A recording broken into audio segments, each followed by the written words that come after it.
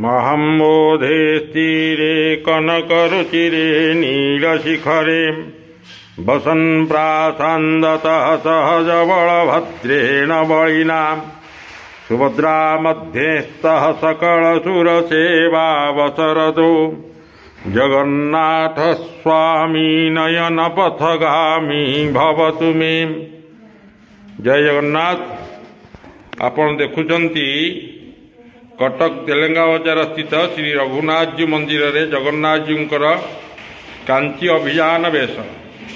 यही कांची अभियान करा जाइतिला कौन पाई ना जेतबळे पुरुषोत्तम देव पद्मावती को देखी आसक्ति होइतिले एवं विवाह प्रस्ताव तांकर बापांक पाखु जेतबळे देइथिले तांक बापा प्रत्याख्यान करिथिले।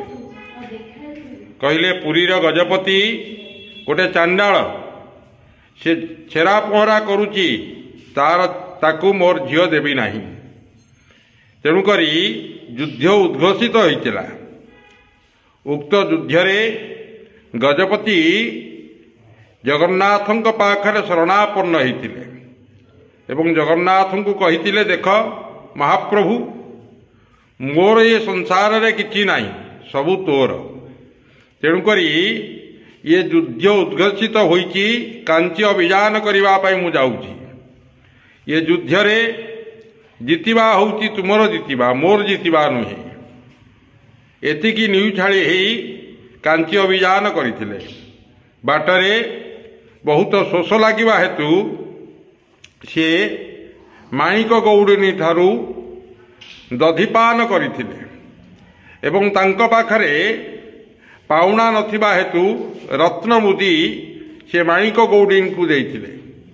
पछरे गजपति जाउथिले। पुरुषोत्तम देव जेतबळे जाई पहुंचीचंती माणिक गौड़नी उक्त मुदी को देखाइची एवं राजा को अर्थ मागिची।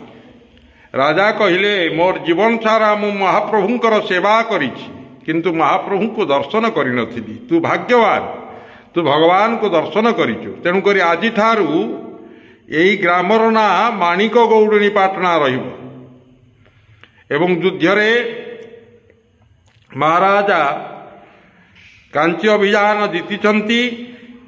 जीतिला परे पद्मावती को विवाह करिचंती। उक्त प्रसंग यही तेलंगा बजार रघुनाथ जी मंदिर रे माणिक गौड़नी बेश हुए आउ कोटी हुए नाही। ओडिशा रे अन्य स्थान रे करा जाय नाही किंतु एइठी करा जाय कारण एही मंदिर कांची राजांक सहित संलग्न अछि। ये मंदिर को कांची राजा ही तैयारी करथिले। पुरुषोत्तम देवंकर ये शला से ए मंदिर को निर्माण करथिले। तेणुकरी एइठी ए अभियान बेश करा जाय थाए। जय जगन्नाथ।